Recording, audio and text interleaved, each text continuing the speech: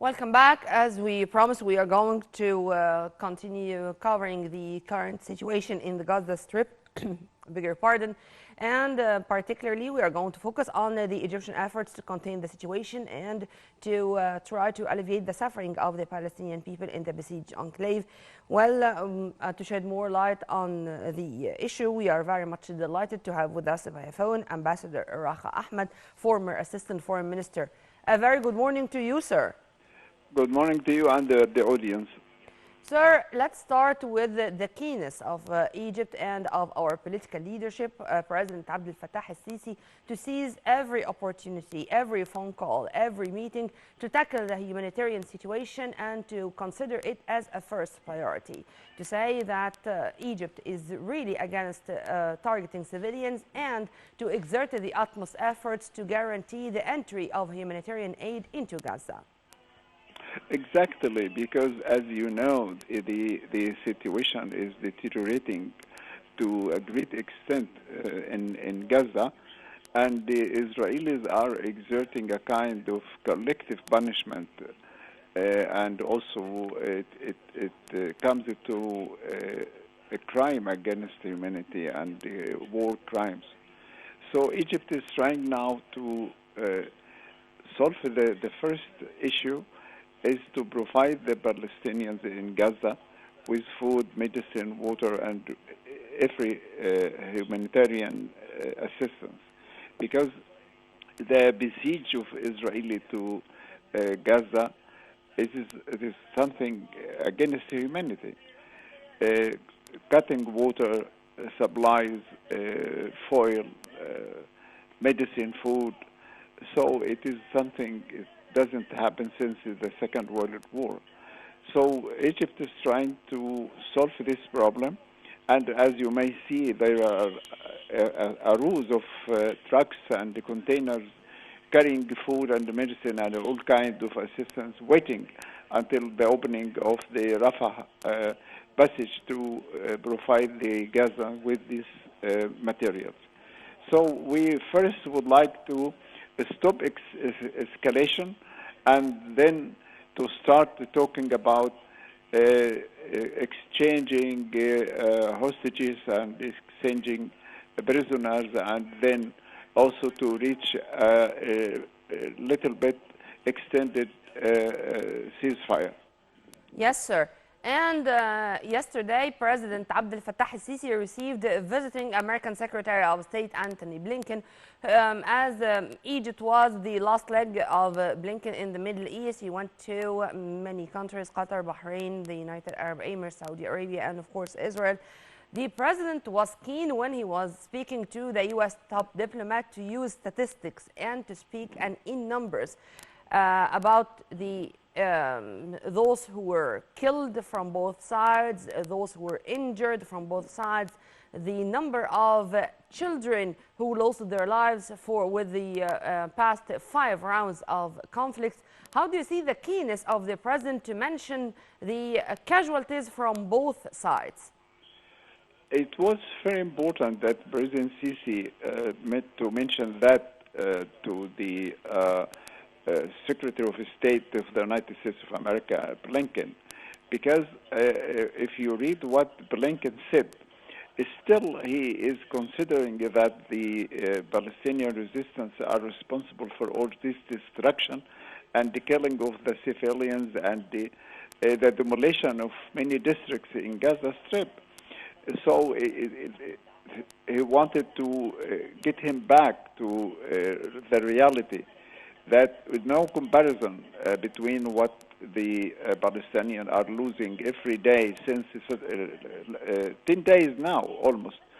So he wanted to take him out of the blind support of the United States to Israel, and to show that the solution is not only in solving this immediate problem, but in trying to reach the peace negotiations to establish a Palestinian state, because this is the real solution for the security of the Israelis and Israel itself. Yes, it meant to that, and the president was keen also to say that the accumulation of anger and of despair because of the political deadlock in front of Palestinians, they do not find any light by the end of the tunnel that one day in the near future they are going to have their independent Palestinian state with Al-Quds as its capital. So this was, or in your opinion, this was a very logic result of this kind of despair or the political deadlock? Yes, no way out of the Israeli dilemma, because the Israelis are arrogant and they are looking down to the Palestinian people. They are not considering them even human. And they listen to the Prime Minister Netanyahu. He said that we are going to demolish these first animals in Gaza. This is something unacceptable at all. So if they don't accept the reality that there is a resolution from the United Nations since 1947, and Israel wasn't accepted as a member in the United Nations until accepted the resolution of division Palestine into two states. One is a state for the Palestinians and the other for the Jews. So it was a condition to join the United Nations as a member. They forget that. They forget about that. They forget about the Oslo Agreement. Even they killed their Prime Minister, Ishaq Rabin, to stop the peace process. So this is the only way out. Whether Israel get the most modern and destructive arms, they will never protect them. And we have seen the Palestinian resistance was a very modest and maybe primitive arms and means of transportation, and they broken the security of Israel. This is why Israel is getting mad, because they... and we confessed, or President Sisi said it yesterday, we knew that what happened 9 days ago was hard, but it turned to be from the Israeli side into what we call collective punishment policy against more than 2.3 million people in the Gaza Strip. Yes, right. What Israel is doing now in Palestine, I mean in Gaza Strip, is ranking to genocide. It is actually genocide. And even the forcing the Gaza population to move from the north, 1 million people, to north from the north to south, and trying to force them to enter into Egypt. What is it? What logic behind that? This is not an act of a state. You know, they have to go back to rationality and to think about their future. Because, you know, this is the fifth time that Israel destruct Gaza Strip. Every time after the destruction, the Palestinian resistance get more advanced, and they get more weapons and rockets. So the future is not for the Israel. And this is against international humanitarian law, if you permit me to add here, sir. And when it comes to UNRWA, to the UNICEF, to the UN organizations, and even to the WHO, when they said that moving the elderly people, pregnant women, those who are injured, this is going to be a death sentence for all of them. And really, as we read in the urgent right now, already the Israeli occupation military said they started to evacuate even villages on the Lebanese border, and this, of course, saying that this is another part of the massive offensive expected to take place. How do you see this, sir? This is unacceptable at all. The Israelis has to stop this destruction, committing war crimes, genocide. And you know, you see the world is getting to turn against the Israelis. They are now, you see, and everywhere there is a demonstrations refusing what Israel is carrying on in Gaza Strip. So they have to stop it right now, and to come back to mind So they have to come back to reality. Amen to that. Sir, in many occasions, whether President Abdel Fattah al-Sisi or Foreign Minister Sameh Shoukry asked the international community to shoulder its responsibility and to find a way to stop the Israeli aggression on the Gaza Strip. How do you see this role and how it should act? I mean, immediately, that fast, to implement the resolutions on the ground. What should the international community do to interfere into this conflict and to find an end to the vicious circle of violence? In fact, that the key of the solution is in the hand of the United States of America. We have seen from the first moment how the United States declare their support to Israelis as if it is the 51 state of the United States of America. And they send their, armament and supply them with all kind of ammunition and weapons and economic and political support. So they have to recognize now it's time to stop Israelis from doing what they are doing now. And we hope that when the Foreign Minister Blinken reached to Israel today to convince them that what they are doing is turning against them. And all the international community now has realized that the Israelis is committing suicide and war crimes and crimes against humanity. So he has to stop them for the sake of peace. Otherwise, the Israelis are, destructing all what has been achieved during the last 45 years from the peace process started by Egypt. And they are pushing the Palestinians to violence without opening the I'm horizon asking this for question, sir, about the solution. international community, as China today is getting ready to receive leaders and representatives from, I think, hundreds of countries and international organizations.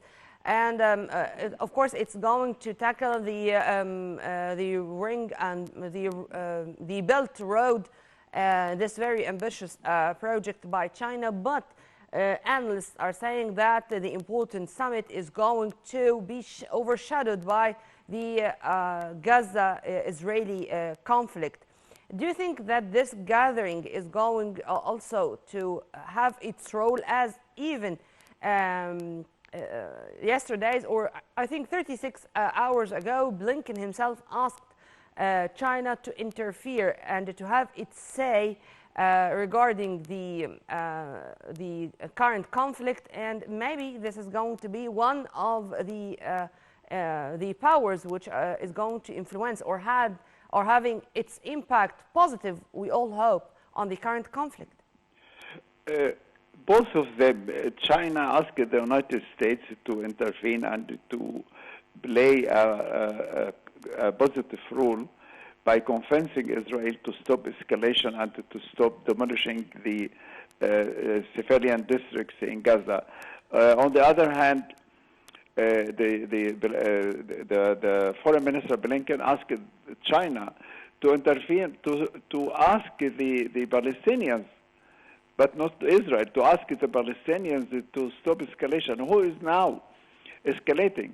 Who is now carrying out this genocide and demolishing these districts and pushing the Palestinians to forced immigration.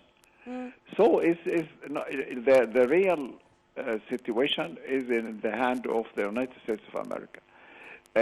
If the Foreign Minister Blinken convinced the Israelis to start thinking positively and to stop escalation and to stop the military action against the Palestinians, there will be a way out of this crisis. Great, but this should be in full coordination with Pentagon Chief Lloyd Austin. I hope I'm pronouncing his name right. Because without this collaboration between the Pentagon chief and the American Secretary of State, it's not going to work. I mean, when the American defense minister or the Pentagon chief is saying to Israel that we are in your back, this means that on the ground, the case, I mean, practically is very much different than words uttered. Well, the support of the Pentagon and the military forces of the United States of America, it is to calm the Israelis, because the Israelis has beaten hard to their security, and they are now living in a very fearful situation. They are not secured anymore. So they came and said, we are in your back and supporting you. Don't be afraid. We are with you. And they send a message that asked non-intervention by any other members of the region, and they meant both Hezbollah in Lebanon and Syria and Iran. Hezbollah and Lebanon. And Syria also, because, you know. So this is what the United States is meaning by the military support, but not concerning the Israeli attack and the massive destruction on Gaza. So this is different. I was just repeating what Lloyd Austin said, I think a day after the Hamas incursion. But you mentioned a very important side of the coin, which is Hezbollah. And as I was reading one of the urgents we are putting, by the way, we are following minute by minute what's going on the ground, with the Israeli army saying that they are evacuating villages near the Israeli-Lebanese border in preparation for a massive attack. Of course, we don't know, but this is a possibility. President Sisi was keen to mention this, to mention that Egypt is exerting the utmost efforts not to let more or other parties to interfere or to be included or to join the conflict, because this is going to complicate the situation on the ground even more than what we are witnessing today. How do you see this, and how do you see the danger or the threat exposed? I mean, the whole situation is exposed to if other parties are joining the conflict. If other parties are joining the conflict, the United States, warned that they will intervene, and they will spread some forces in Israel to protect Israel internally and to let Israel free to defend itself. But I think all the parties are now aware of the complication of the situation. They wouldn't want to put more fire on what is happening up to now. And what Hezbollah is doing is just sending messages. Up to now is just, small messages, as if Hezbollah participated. It will be very difficult for the Israelis, because, they will be attacked on the Israeli cities itself and the settlements. So it will damage more and kill more Israeli people, and they are aware of that. So we hope that the situation will be returning to normality little by little. And I was watching now they're starting to open Rafah passage to let the aid to the Palestinians go through the passage. We hope this will be a start for to stop escalating this destructive act by the Israelis, and also the killing of the Palestinians and evacuation of these 1 million people to the south of Gaza Strip.